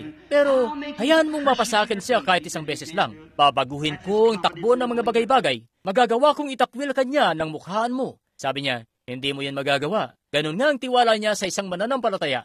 Bakit? Siya'y walang katapusan. Siya'y walang hanggan. Batid niya ang katapusan buhat pa doon sa pasimula. Batid niyang hindi yun magagawa ni Satanas, sapagkat siya ang salita. Batid niya kung anong gagawin ni Job. Ngayon, alalahanin niyo si Job. Pinatubuan siya nito ng mga bukol. Pinatay ang kanyang mga anak. Kinuha ang lahat ng pag-aari niya. Naglaho ang kalusugan niya. Maging yung mga tagapag-aliw niya, sana, nung sila'y magsidating, ay wala silang ginawa kundi paratangan siya na isa siyang palihim na makasalanan. At tumantong si Tandang Job sa isang kalagayan na nasa labis na kagipitan. Pinakailangan niyong ang malagay sa kagipitan unang-una. Pinakailangan niyong humantong sa isang panahon na nasa dulo ka na ng inyong landas. Humantong si Job sa dulo ng kanyang landas. Nung sabihin niya, sumpain nawa ang kaarawan ng aking kapanganakan. Ang araw ay di sana sumilang noon, at ang buwan ay di sana sumilang noon. Ang pangalan ay di sana natawag noon, at sa kagipitan yun ay saka dumating si Jesus. Tumunghay siya at ang sabi niya, nakikita ko bilang tao, namamatay ang isang bulaklak at bumabangon muli sa tagsibol. Kung ang isang punong kahoy ay mabuwal, muli itong sisibol sa pamamagitan ng amoy ng tubig. Nakita nga niya ng lahat ng halamang buhay ay nabubuhay muli. Pero ang sabi niya, ang isang tao ay nabubuwal, siya'y nalalagutan ng hininga. Saan siya naroon? Batid niyang matanda na siya. Sabi niya, ang kanyang mga anak ay pumaroon upang magluksa sa kanya, at hindi niya ito nalalaman. Naikukubli mo ako sa libingan at iingatan ako sa dako mong lihim, hanggang sa ang iyong puot ay makaraan. Ika'y nagtakda sa akin ng isang panahon at naglaan ng isang panahon. Kami yayao, at tuloy-tuloy niyang sinabi yun, nasa kaduluduluhan na siya ng kanyang kagipitan. Anong mangyayari? Ang mga dahon ay nabubuhay muli, bumabalik sa mga punong kahoy. Ang mga bulaklak ay bumabalik muli. Lahat ng iba pa ay sumisibol muli. Pero ang isang tao ay nabubuhan at nalalagutan ng hininga. Nasa kagipitan siya noon. Hindi niya nalalaman kung anong pwedeng mangyari sa kanya. Kaya't nasa ganung edad na siya noon. Nung malaman niya, saka dumating si Jesus. Itinuro ng Diyos ang kanyang ulo sa kalangitan at nakita niya si Jesus na dumarating sa huling mga araw. Nung pinakamadilim ng oras na yun, nung sabihin ng kanyang asawa, itakwil mo na ang Diyos at mamatay ka na't mamatay. Pero ang sinabi niya, babae, nagsasalita kang gaya ng hangal na babae. Ang Panginoon ang nagbigay at ang Panginoon ang nag-aalis. Purihin ang pangalan ng Panginoon. Maging ang asawa niya itinakwil na siya, yung kanyang simbahay itinakwil na siya, lahat na itinakwil na siya. Sa madilim na oras na yon, kung saan di niya alam kung saan siya patutungo mula roon, ay dumating si Jesus. Tapos ay napasigaw siya, talastas kong ang manunubos sa aking buhay, at sa huling mga araw siya'y tatayo sa lupa. At pagkatapos na magiba ang mga uod ng katawang ito'y, gayon may makikita ko ang Diyos sa aking laman. Siyang makikita ko mismo ng sarili ko. Sa kanyang pinakamadilim na oras, saka dumating si Jesus. Siya nga po, si Moises, para kay Moises, dumating sa kanya ang pinakamadilim na oras sa Israel. Naroon siya mismo sa pagganap ng kanyang tungkulin. Nakatagpo niya ang Diyos sa mababang kahoy roon at ang sabi, ako yaong ako nga. Sumulong si Ruth na kipagtunggali sa lahat na ng uri ng panggagaya ni na Janes at Jambres, na pilit ginagaya ang kanyang gawa. Sa lahat ng yun, nanatili siyang tapat sa Diyos. Sa huli, ay nagawa rin niyang panampalatayain ng Israel. At naroon na nga siya at palabas na ng Ehipto, patungo na roon sa lupang pangako, kung saan sinabi ng Diyos, sasambahin ninyo ako sa bundok na ito. Ganun nga ang sinalita ng Diyos. Batid ni Moises na kinailangan niyang pumunta sa bundok na yon. Amen. Diyos ang nagsabi, walang paraon na makapapatay sa kanya, walang diablo ang makapapatay sa kanya, walang kahit ano ang makapapatay sa kanya. Siya'y patungo na sa bundok na yon. Amen. Hallelujah. Grabing puspos ang nararamdaman ko ngayon. Siya'y patungo na sa bundok na yon. At ganoon din tayo at patungo na tayo sa kalwalhatian. Walang kahit anong makapipigil sa atin. Wala po. Ang Diyos niya ay pagtitibayin ng kanyang salita. Di ko alintana anuman diyan ang mangyari. Kanyang ipangyayari yun. Anuman ang mangyari. Oo, hayin nga siya at bumabagtas. Nasa pagganap ng kanyang tungkulin. Hayan nga siya at napapagitnaan ng mga bundok. Pinakinggan niya at narinig niyang may dagundong sa likuran niya. Anong meron? Mga karwahe ni Paraon, na libo-libo ang bilang, paparating, armadong-armado, at may mga pansibat at kung ano-ano pa, para tugisin sila at durugin sila. Naroon ang dagat na pula. Pinutol ang kanyang pag-usad. Anong ginawa niya? Humantong na siya sa kagipitan. Naghihiyawan na ang lahat ng mga tao. Oh, lagot na tayo ngayon. Papatayin tayo ng Paraon. Uundayan tayo ng kanyang mga tabak. Mamamatay ang mga sanggol natin dito sa ilang. Sumigaw si Moises, oh Diyos! At pagkatapos ay dumating si Jesus sa eksena. Siya ang haliging apoy. Siya nga. Bumaba siya at pumagitna siya sa kanya at sa panganib. Amen. Siya ang pumapagitna para sa atin. Siya ang tumatayo sa gitna. Amen. Isang tagapamagitan.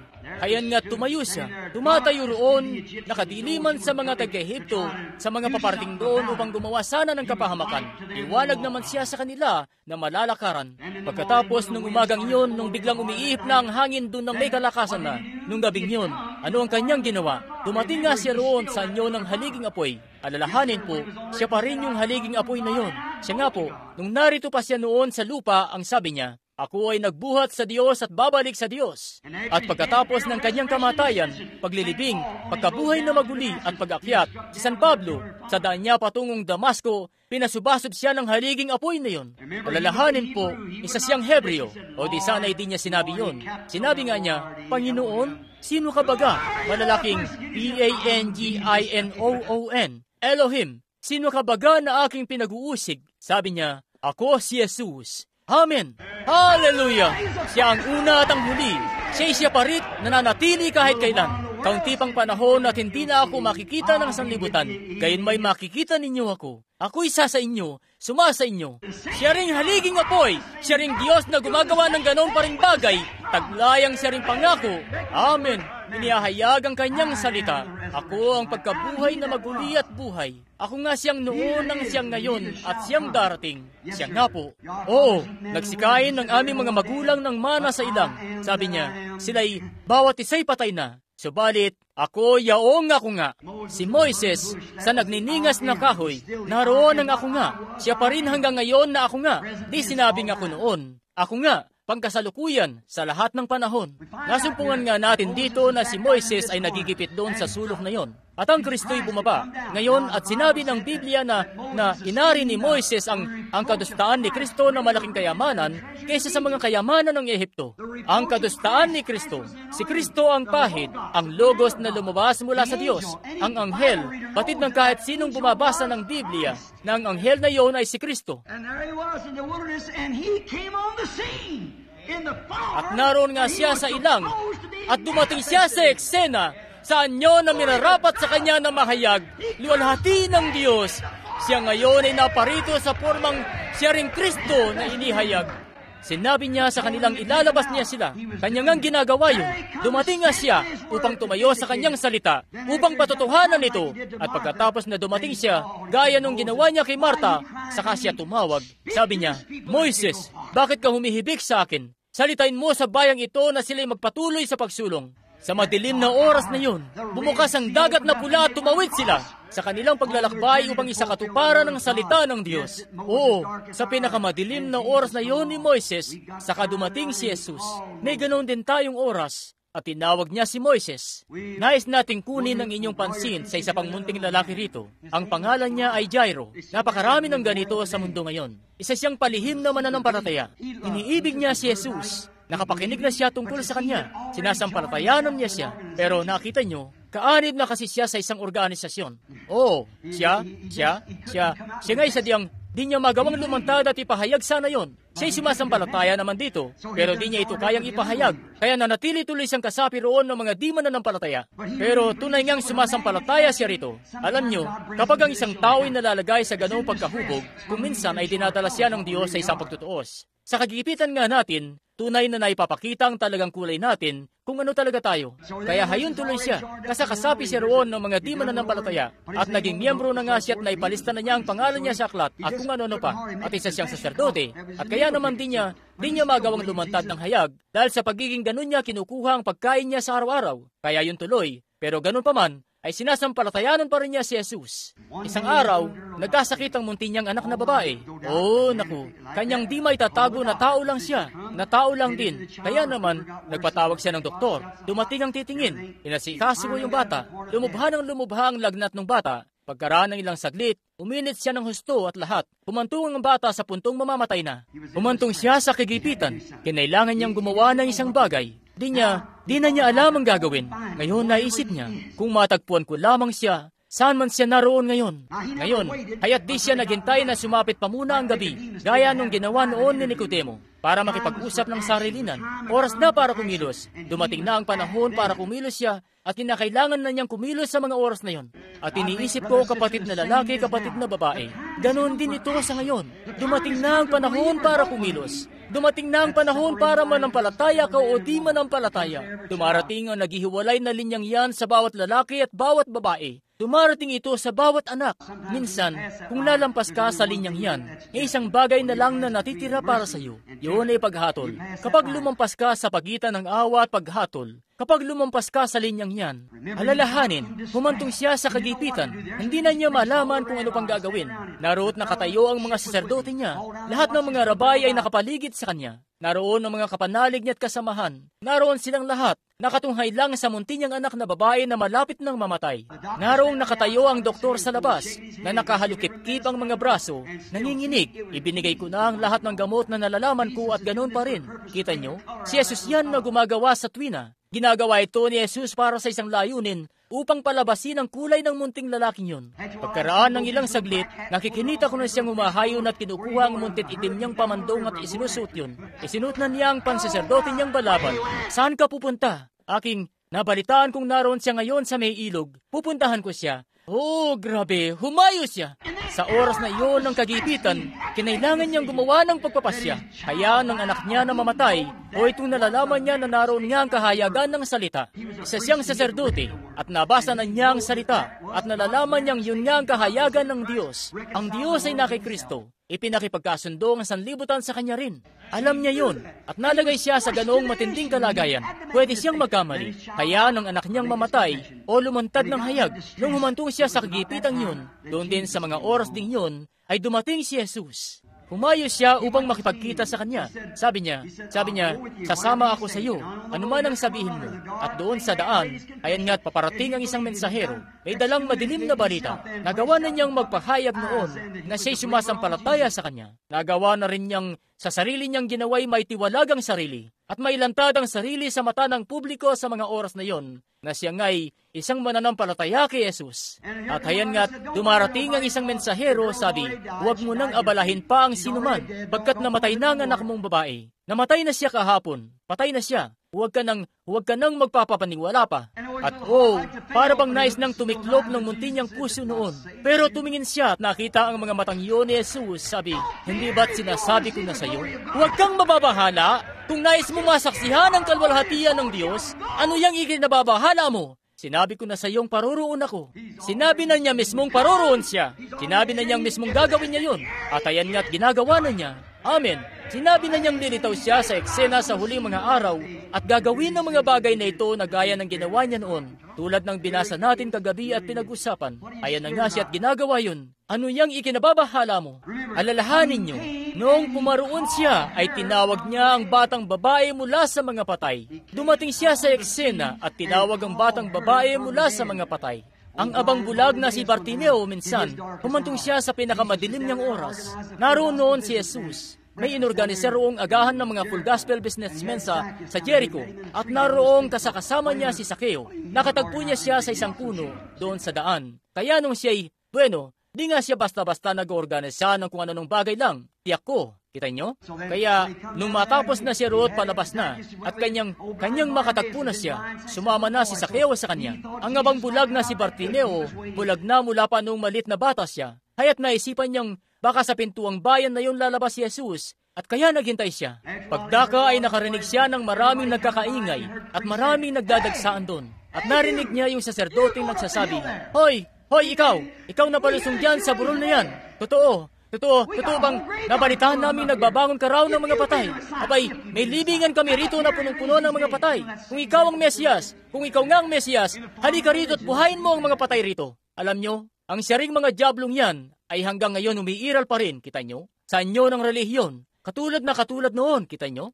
Kung ikaw nga ang Mesiyas, kami, nagbabangon ka raw ng mga patay. May libingan kami rito na punong-puno ng mga patay. Halika! At halo-halo na ang hiyawan doon. May isa sumisigaw, Hosana sa propeta. Yung isa naman ang isinisigaw ay ganito, ganon, o iba pa. Grabing kaguluhan. Naisip tuloy nung abang bulag na lalaking yun. Napalampas ko siya. Doon siya lumabas sa gawing yun. At ang akala ko'y dito siya magdadaan. Naipwesto ako sa maling lugar. At napasigaw siya. Sa isip-isip niya, kung siya yaong salita, siya nga ang Diyos. Tiyak niyang ganoon siya. Kaya, Jesus, ikaw na anak ni David, mahabag ka sa akin. Sa oras na yon ng kagipitan, tumawag siya. Ngayon si Jesus, kung mamarkahan niyo ito rito, ay nasa Jericho. Doon sa sinasabi nilang pinagpwestuhan ng bulag, nasa 150 yarda ang layo niya mula doon sa kinatatayuan ni Jesus. Sa libu-libong kakapalan ng mga taong nagsisidagsaan sa paligid niya, malabo ngang marinig niya ang pagsusumamo ng lalaking yun. Malabo, pero nadama niya yun. Huminto siya. Nais kong ipangaral ito isa sa mga gabing ito. At saka huminto si Jesus. At saka yumuko si Jesus. Hayat, noong huminto si Jesus, ano yun? Tinawag niya ang lalaki. Narito na ang guro. Huwag ka nang manlumo. Sabi ng mga alagad, tinatawag ka niya. Tinawag siya mula sa karamihang naroon. Ganun din ang ginagawa niya mapasa hanggang ngayon. Tumitimo na ba ito sa inyo ngayon? Kita nyo? Narito na ang guro at tumatawag sa iyo. At kanyang tinawag siya mula sa pagkabulag patungo sa liwanag, mula sa kadiliman patungo sa liwanag, at kanyang tinawag siya mula kamatayan patungo sa buhay. Narito na ang guro, tumatawag siya sa iyo. At noong tawagin niya siya, ipinagkaloob niyang muli sa kanyang paningin niya. Yung munting babaeng inaagasan ng dugo, minsan, doon sa ibabaw ng burol, pinugol na niyang lahat ang kanyang salapi para magpadoktor. Yung babae, di may kakailang naibenta na nila ang kawan, naibenta na nila pati ang sakahan, naisanla pati yun. Ginugol na nilang lahat ang kaya nilang gugulin para sa manggagamot, pero wala ni isa sa kanila ang nakapagpabuti ng lagay niya. Mas lalo siyang lumulubha ng lumulubha. ayaw huminto ng pagdurugo. Mas lalo pang tuloy-tuloy yun, palala siya ng palala.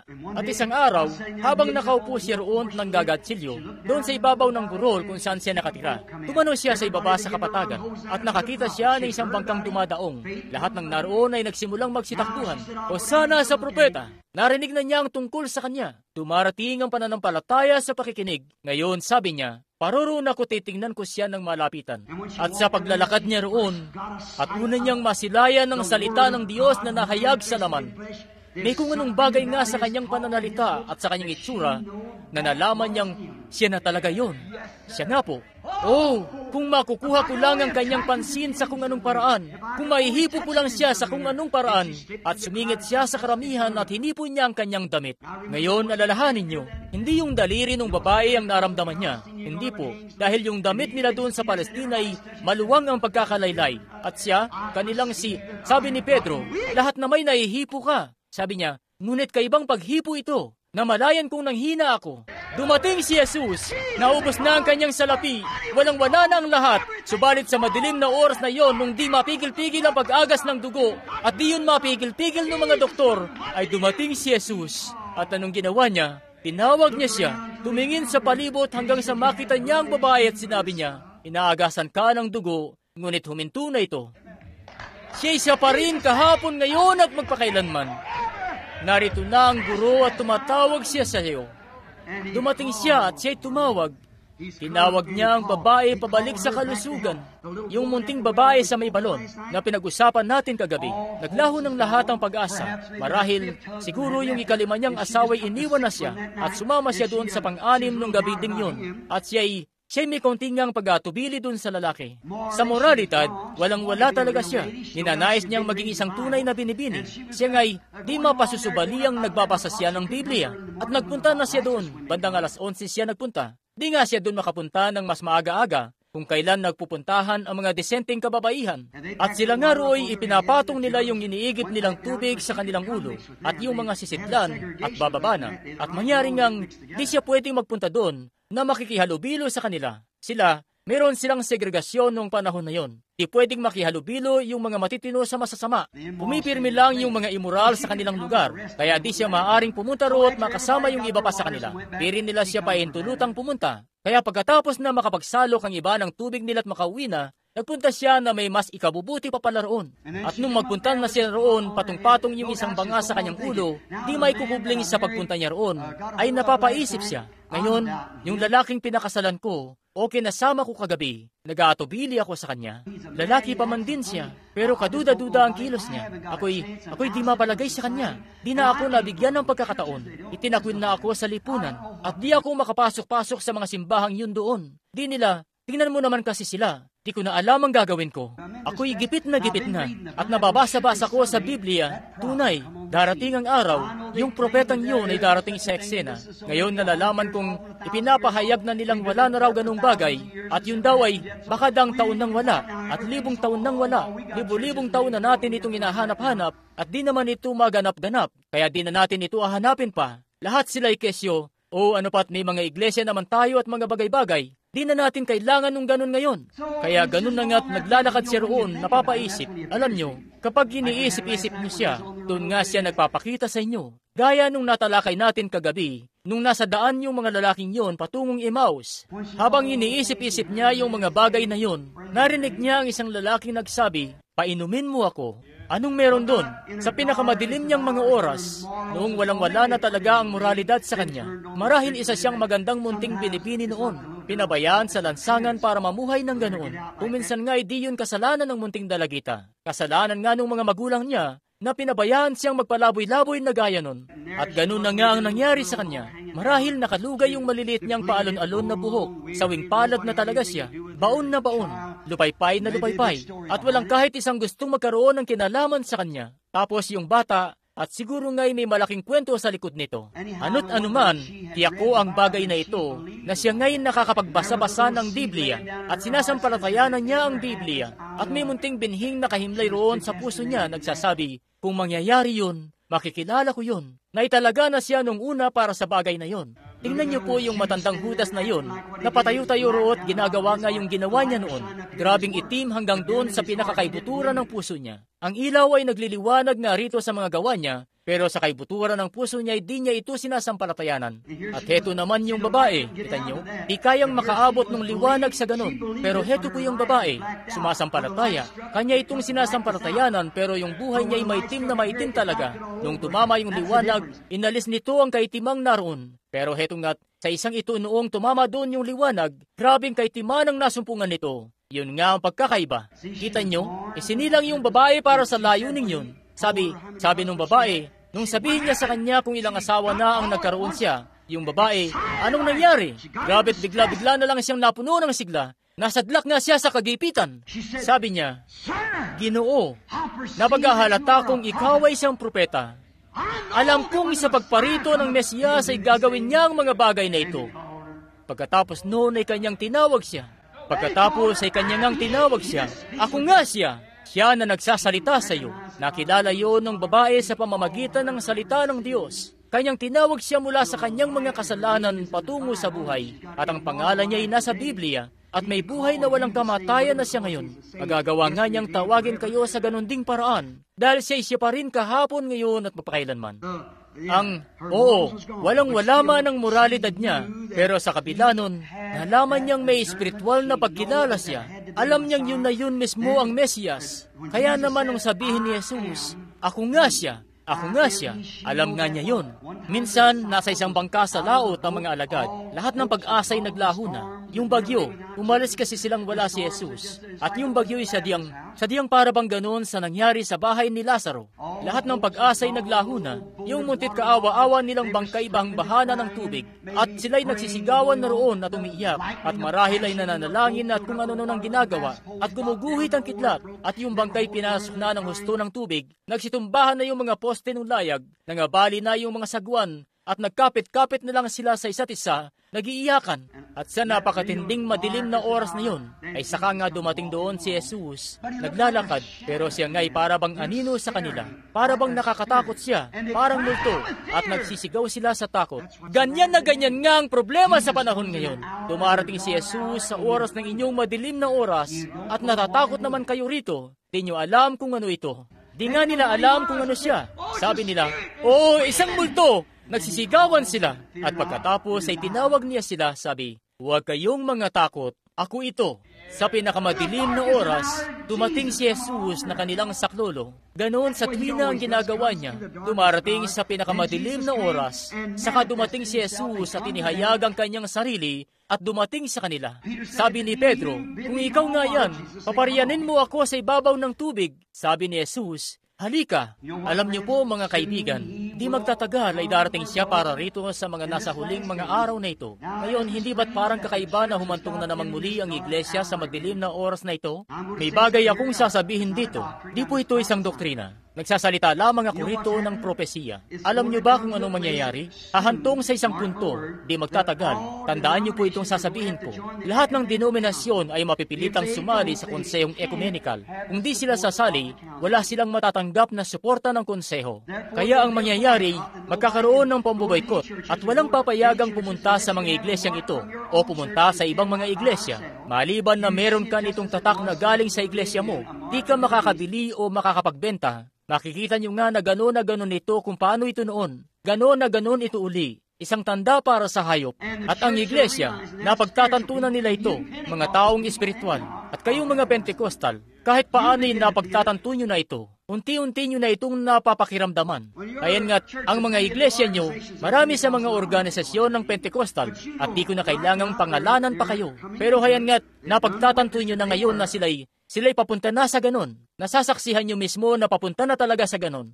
At kapag nangyayari na yan sa inyo, ano nga kailangan nyo raw gawin? Pabibitawan nga sa inyo ang pang-ebanghelyo nyong katuruan tungkol sa bautismo ng Espiritu Santo. Pabibitawan sa inyo ang turot aral nyo ng Biblia. At diyan tatayuan ng mga miyembro. Mamamatay muna ang mga Kristiyanong tunay na naipanganak na muli unang-una. Binabalaan nga sila ng salita. Alam nilang paparating na ang bagay na ito. Siya nga po. At hindi ba't parang ang kakaiba? At doon mismo sa pinakamadilim na oras na ito ngayon, saka dumarating si Jesus at tinatawag sila ang sabi, "Huwag kayong mga takot, ako ito, kasama pa rin ninyo ako. Narito ako upang ihayag ang aking salita." Kung paano siya noon, ganoon pa rin siya mapasa hanggang ngayon. Sinabi niyang gagawin niya. Oh, ang ganda. Dumarating ang Panginoon at tumatawag sa atin. Marami rito ngayon ang may sakit. Di yan may kakaila na nakaupo sila rito ngayon. At sinabihan na kayo ng doktor na wala na kayong pag-asa. Marahil nasa pinakamadilim nyo ng oras kayo. Pero tandaan nyo, dumarating na ang Panginoon at tinatawag kayo. At darating ang araw, darating ang Panginoon na tatawagin ang bawat pangalan na nakasulat sa aklat ng buhay ng Kordero. Kung wala pa roon ang pangalan nyo, tiyakin nyong mailalagay ito roon. Dahil darating siya tatawag, maging yaong mga nasa libingan ay maririnig ang tinig niya at babangong may buhay. Darating ang Panginoon at tatawagin kayo. At habang nagtatawag siya ngayon, kayo'y tumugon at maging handa na para sa araw na yon. Yan ang may papayo ko sa inyo. Ang pangako para sa panahong ito, ipinangako niyang paririto siya. Ang mga bagay na ginawa niya noon, gagawin niya yung muli. At ngayon muli ay dumating ang Panginoon at tumatawag sa inyo. Iyuko po natin ang ating mga ulo. May 6 na pahina pa ako rito, pero di ko na ito matatalakay ngayon. Iyuko po natin ang ating mga ulo. Ipinangako kong palalabasin ko kayo ng maaga at lampas kwadrante ora na. Makalangit na Ama, o Panginoon, iyong papangyarihin itong muli. Lahat ng mga bagay na ito na sinasabi ko, si Jesus ay dumarating at tumatawag sa iyo. Anong gagawin niya sa kanyang pagdating? Tatawag siya, at iyo pong papangyarihin itong muli, Panginoon. Iyo pong itulot na ang iyong Espiritu Santo ay dumating sa kalagitnaan ng mga tao ngayong gabi. Ang Panginoong Jesus sa anyo ng Espiritu. Iyong itulot siyang dumating ngayong gabi at ihayag ang kanyang sarili. At pagkatapos ay ipakilala ang kanyang sarili, katulad ng mga taong yun noon, kung paano silang nanampalataya. Kami nga rin ay mananampalataya. Siya nga, Panginoon. Marami sa mga narito po marahil ay di sila nabibigyan ng ganitong pagkakataon. Dumadalangin kami na iyo pong ipagkakaloob ito sa kanila muli sa gabing ito, sapagkat inihiling namin ito sa ikalulwalhati ng Diyos, sa pangalan ni Jesus. Amen. Ganyan nga, kapatid na babae. Sige po, at ituloy mo lang yan. Mainam yan. Ituloy mo lang. O, lubos pong tumaimtim ang lahat. Nananampalataya ba kayong dumating na siya? Siya nga. Siya pa rin ba'y tumatawag sa tuwing dumarating siya? Ngayon, kung makasasampalataya lamang kayo, sa salita ng Diyos, ito nga'y ipagkakaloob ng Diyos. Ngayon, tingnan niyo po, wala na akong oras para tumawag pa ng pila para sa pananalangin. Tatawagin ko na lang sila ngayong gabi, ang mga nariyan kung loloobin ng Panginoon. Dumating na ang Panginoon. Dumating siya upang tupdin ang salita niya sa huling panahon. At kung ano nga siya noon, ay ganun pa rin siya ngayon. Kung ano ang pagkakahayag niya o pagkakakilanlan noon, ganun pa rin ito ngayon. Dahil siya pa rin ay nananatiling salita ng Diyos. Sinasampalatayanan niyo ba ito? At ang salita ng Diyos ay kumikilala ng mga pag-iisip, mga haka ng puso. At kung paanong ginawa niya ito noon, ay ganoon na ganoon din niya ito ginagawa mula noon. Siya ay nanatiling ganoon pa rin. Kaya kung gagawin niya ito ngayon, sasampalatayanan niyo ba siya? Magbubunsod ba ito na sampalatayanan niyo siya? Kayo po na mga nariyan ngayon, hayaan niyong tumingin muna ako sa inyo at tingnan kung may kakilala ko riyan na nakaupo saan mang dako rito na kakilala ko. Lahat po ng narito sa dako rito na hindi ako kilala. Itaas niyo po ang inyong mga kamay. Alam niyo ngang wala akong anumang nalalaman tungkol sa inyo. At kayo'y may sakit. Itaas niyo lang ang inyong mga kamay. Sa palagay ko'y lahat. Sige, ngayon, manampalataya kayo. Manampalataya lang kayo ng buong puso niyo. Huwag magalinlangan. Manampalataya. Sampalatayanan niyo ang Diyos.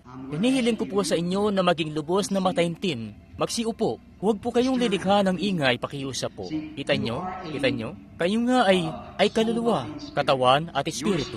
At ang espiritu nyo, at ang Espiritu Santo ay sadyang ang napakasensitibo. Ilan po rito ang nakakaalala nun? Maraming taon na ang nakalipas na ang Espiritu Santo noong naparito ako at sinabi ko yon sa inyo. Nung hinahawakan ko sa kamay ang mga tao, nagsalita siya sa akin na darating ang pagkilalang ito at saka magpapatuloy. Naalala niyo po ba? Naalala pa yon? Pero nagsabi rin siya, kung magagawa mong mapaniwala mo sa iyo ang mga tao, naalala niyo pa ba yung mga araw na yon? Maraming taon na ang nakalipas. Kinakailangan nyo ngang sumampalataya. May nakita po ako ang isang lalaki. Sa pakiwari ko'y dun po yon sa ibang pagtitipon. Nakaupo sa pwestong yan. At ang Espiritu Santo, tinitingnan-tingnan ko nga yung naturang lalaki habang nangangaral ako. Isa siyang lalaking pilay. May mga saklay siya sa ilalim ng kanyang mga braso. At nung nag-umpisa na akong magtawag, naparoon si Satanas sa lalaking yun, isang maitim na anino. At kitang-kita ko po yun ng mismong mga mata ko. Tumindig yung lalaki at lumabas. Yung lalaking yun ay mananatiling pilay na lagi, kita nyo. At kaya yung lalaki, dun sana'y pinagaling na sana siya kung siya lang ay, kita nyo. Pero kaya't di ko alam kung bakit. Sa palagay ko'y sadyang nakinig lang talaga siya sa kaaway. Pero kung tatayo lang kayo at makikita nyo ang mga aninong yun, makikita yung mga bagay na yun sa ganoong mga anyo, na ganoon ang itsura, at mamatyagan ang mga yun kung paano sila kumikilos, kita nyo? Talagang ngayon, di ko po kayang magpagaling. Kapag may isang tao na magsasabi sa inyo na kaya raw niya kayong pagalingin, nagkakamali siya. Pinagaling na kayo. Pero yung makilala ang presensya ni Yesus Kristo. Ngayon, kung si Martha nga'y may pagkakaalam na kung makikita lamang niya siyang muli, ay matatamo nga niya ang kanyang inaasam. Dahil siya ang salita na nahayag, hindi rin ba tayo makasasampalataya ng tulad din ng kalaki sa gabing ito? Nasampalatayanan nito? Tunay. Dapat tayong makasampalataya ng tulad nun. Dumating na siya. Dumating na siya sa anyo ng Espiritu Santo. Iyon nga siya ngayon. Ngayon, manalangin po lamang kayo. Tingnan niyo po dito sa itaas. Kung may patatayuin ako rito sa tabi ko po mismo, na sadyang mananalangin, marami akong nakikitang nananalangin na sa lahat ng dako ng gusali. Magmatsyag po lamang kayo. Di niyo pwedeng sabihin, salitain mo kapatid na Branham. Hindi po. Hindi ko magagawa yung ganon. Walang iniwan yon sa pipilitin yung managinip ako ng isang panaginip. Kita nyo? Kayo marahil makakapanaginip. Kayo nga'y itutulot ng Diyos na managinip ng panaginip tungkol sa akin. Maniniwala kayo roon. Pero di nyo pwedeng ipilit yon sa ganang inyo. Di nyo pwedeng sabihin na, kapatid na Branham, mananaginip ako ng isang panaginip tungkol sa iyo ngayon. Hindi nyo magagawa yon. Maging ako man ay hindi ko kayang makakita ng pangitain sa sarili ko. Kung sino man yan na nagbibigay ng panaginip sa inyo, yun din ang kailangang gumawa nito. Ganon din ito sa pangitain. May nakikita ako ritong isang lalaki na nakaupo rito mismo sa dulo ng hanay na may arthritis. Kung sasampalataya siya ng buong puso niya, ay pagagalingin siya ng Diyos sa arthritis na yan. Sumasampalataya ka bang gagawin niya yun, Ginoo? Ikaw po na nakaupo riyan. Yung Mexicanong lalaki na nakaupo sa dulo ng hanay, sasampalatayanan mo ba ito? Sige, Ginoo. Yung binibining nakaupo kasunod mo, meron nga siyang arthritis din. Sumasampalataya ka bang pagagalingin ka ng Diyos, binibini? Maalingaw po yata ito. Pinala ko di ito naririnig ng mga tao. Sasampalataya ka? Sige, paano naman yung isa pang munting binibining Mexicana na nakaupo sa tabi niya? Siya nga'y pinahihirapan ng sakit sa tiyan. Nananampalataya ka bang pagagalingin ng Diyos ang tiyan mo, binibini? Natamo niya, nung makita kong bumaba yung liwanag na yun, ibig sabihin nun nangyari nga yun. Oo, ganun nga. Tumama ito sa kanya. Hayun nga ito, umiikot-ikot doon. Tapos na, kita nyo? Kapag makasusumpong siya ng pananampalataya, kita nyo? Hindi siya makagawa ng maraming bagay dahil sa kawalan nila ng pananampalataya. Ito ang isang binibining nakaupo rito, nananalangin dito sa gawi rito. Natatakot siya. Dapat nga siyang matakot. Kanser ang taning sa kanya. Talagang napakalubha. Hindi kita kilala, pero nakikilala ka ng Diyos. Sumasampalataya ka bang kayang sabihin sa akin ng Diyos ang tungkol sa kanser na ito o iba pang mga bagay? Tumingin ka sa akin. Napakarami rito ang nananalangin. Tingnan niyo po. Sa kanila ko nga ito sinasabi. Tingnan niyo po kami. Ngayon, siya nga, hindi ka po taga rito. Hindi rito ang tahanan mo. Ikaw ay galing pa ng ibang lugar na tinatawag na Porterville, California. Tama. Nananampalataya ka bang kayang sabihin ng Diyos sa akin kung sino ka? Alam nga niya, ang pangalan mo ay Ginang Windpump. Tama. Ngayon, manampalataya ka at lilisanin ka ng kanser. Kung kaya mong manampalataya, yun lang naman ang inihiling ng Diyos na gawin mo. Kung kaya mong manampalataya, hindi ba't sinasampalatayanan nyo na ito ngayon ng buong puso nyo? Merong isa sa banda rito. Kaya mo bang manampalataya? Dumating na ang Panginoon na tumatawag sa inyo. Tinatawag niya kayo mula sa kamatayan patungo sa buhay, mula karamdaman patungo sa kalusugan. May isang lalaki nga rito na nakaupo sa bandang likod dito. Nakayuko ang ulo, nananalangin. Hindi nga para sa kanya ang ipinapanalangin niya. Nananalangin siya para sa iba, para sa isang batang babae, sa anak niya. Sumasampalataya ka ba, Ginoo? May problema ka sa iyong binti. May problema ka sa iyong tuhod. Tama. Di mo na kailangan pang umiyak. Nariyan siya mismo sa tabi mo. Nasa ospital naman ang anak mong babae, hindi ba? may tuberculosis. Manampalataya ka. Sumasampalataya ka ba? Dumating na ang Panginoon at tinatawag na siya. Makasasampalataya ka ba bilang tatay niya? Sasampalataya ka? Naway dalawin niya siya ngayong gabi at maging ikaw. Naway matapos na ito. Ito rin naman ang isang batang lalaki na may pagkakayumanggi. Pinahihirapan siya ng isang sakit sa balat at hika. Ito pong munting batang Mexicano. Batang Mexicanong nakaupo rito. Hindi siya taga rito. Taga San Jose siya. Nananampalataya ka ba, iho? Isa pa, narito rin ang iyong tatay kasama mo. Isa siyang ministro. Tama. Naniniwala ka bang kayang sabihin ng Diyos sa akin kung anong pangalan mo? Mapapalakas ba nito ng gustong pananampalataya mo? Ang pangalan mo ay Reuben. Ngayon manampalataya ka. Pagagalin ka ng Diyos. Naparito na ang Panginoon at tumatawag siya sa iyo. O makasalanan, o taong may sakit, hindi mo ba nakikita na ang Panginoon ay nahayag sa mga tao? Sa kalagitnaan ng mga mananampalataya, naparito siya upang tawagin patungo sa kalusugan ng mga anak niyang sumasampalataya. Naparito siya upang tawagin ng makasalanan patungo sa pagsisisi. Mga taong tumalikod sa pananampalataya, mga taong kaanib ng iglesia, naparito na ang Panginoon at tumatawag sa inyo. Sinasampalatayanan mo ba ito? Sinasampalatayanan mo ba ito para sa iyong pangangailangan ngayon? Kung ikaw nga, itaas mo ang iyong kamay, sabihin mo, nananampalataya ako para sa pangangailangan ko. Pagkatapos tumayo ka sa iyong mga paa ngayon at tanggapin ito, dumating na ang Panginoon at tinatawag ka niya. At kahit sino ka pa man, anuman niyang pangangailangan mo, naparito ang Panginoon at tinatawag ka niya. Siya ay siya rin kahapon, ngayon at magpakailanman.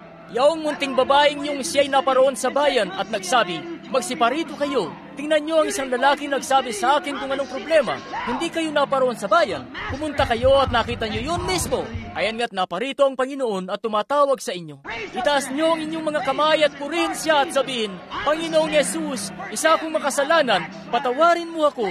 Isa akong tumalikod sa pananampalataya. Ibalik mo ako, Panginoon. Kailangan ko ang Espiritu Santo. Punuin mo ako. Ako'y may sakit. Pagalingin mo ako.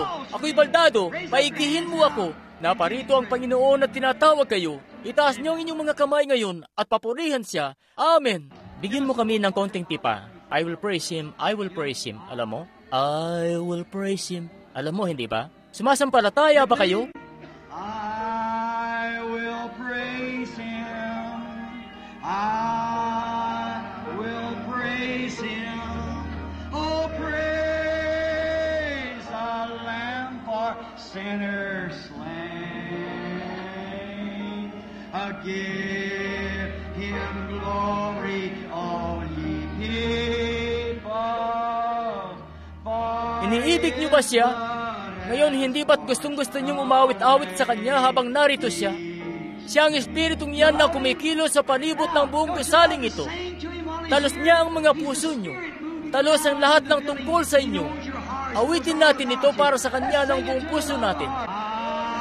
Itaas niyo po inyong mga kamay habang ginagawa niyo ito. Ay, sige po't purihin lang siya. Praise Him. Oh, praise the Lamb for sinners slain.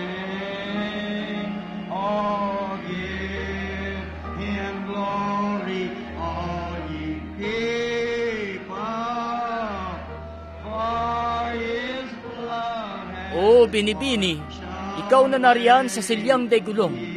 Kung mananampalataya ka lamang ng kaunti pa mismo, ay subukan pa natin ito minsan pa. May bagay akong hinihintay. I will praise Him. I will praise Him. Oh, praise the Lamb for sinners slain. I'll give Him glory, all ye people. Ngayon habang inaawit natin ito muli, bumaling po kayo. Kamayan nyo ang sinuman diyan habang inaawit natin ito. Umaawit ng I'll praise Him. Sige po, sabay-sabay po tayo ngayon. I will praise Him.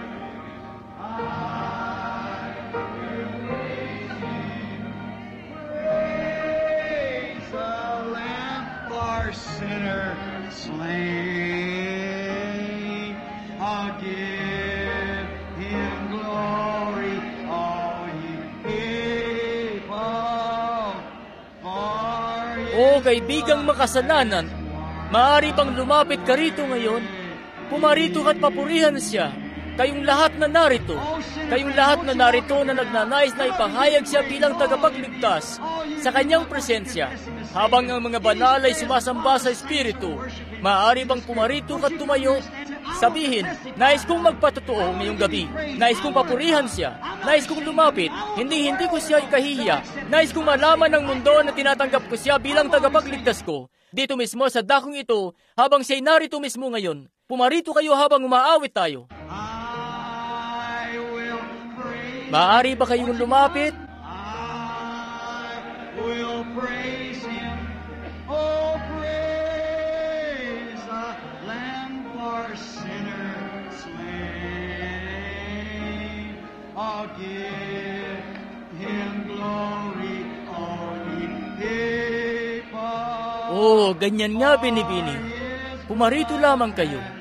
Sino pa po ang nais lumapit sa presensya ni Kristo? Pumarito lang po kayo, kapatid na babae. Tumayo ka rito.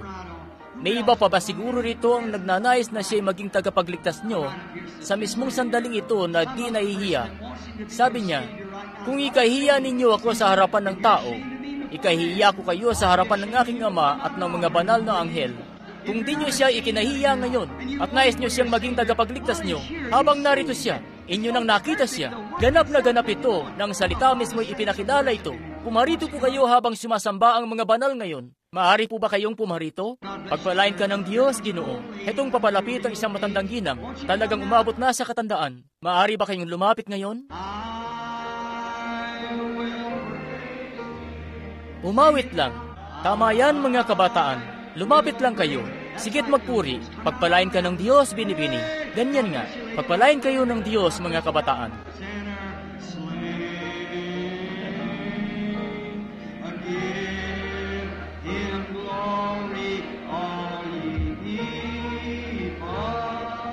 Habang papunta ang mga ministro sa mga taong ito ngayon, siguro'y may ilan pa riyang nais lumapit dito. Nagsitalikod sa pananampalataya. Maaari ka bang lumapit, sabihin, aking kinahiya ang buhay ko. Narito siya. Pinaniniwalaan niyo bang lingkod ako ng Diyos? Itaas niyo ang inyong kamay. Aba, si Jesus Kristo ay nasa piling natin. Maaari ba kayong lumapit? Maaari ba kayong lumapit, luwalhatiin siya? Marta, paririto ka ba o mananatili ka lang diyan sa bahay kasama ni Maria? Mananatili ka na lang ba riyan sa isang organisasyon at sasabihin, di kasi ganito ang paniniwala ng iglesia ko rito. Samantalang nahayag na ngayon si Kristo, mananatili ka na lang ba riyan at sasabihin yon o lalabas ka? Bueno, sasabihin ko sa iyo, kapag ako, hindi, dapat ngayon na ang oras. Umaali-aligid ang kamatayan sa iyo, kagaya nun doon sa anak na babae ni Jairo. Lumapit ka na ngayon. Nagsitalikod sa pananampalataya. Lumapit ka na. Makasalanan. Lumapit ka na. Ito na ang oras. Dumating na ang Panginoon at tumatawag sa iyo. Tinatawag ka na niya. Sasabihin mo, paano ko malalaman? Ginagamit niya ang tinig ko.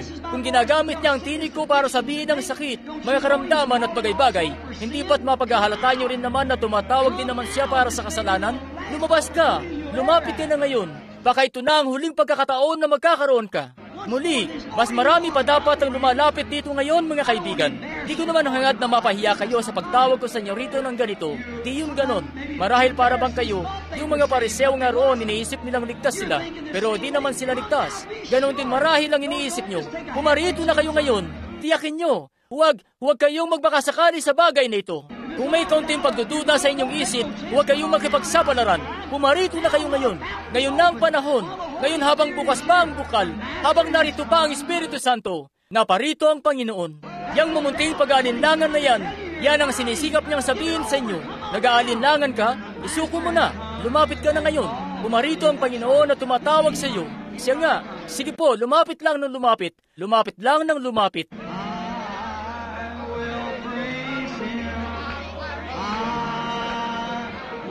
Maaari ba kayong lumapit at papurihan siya? sinners slain.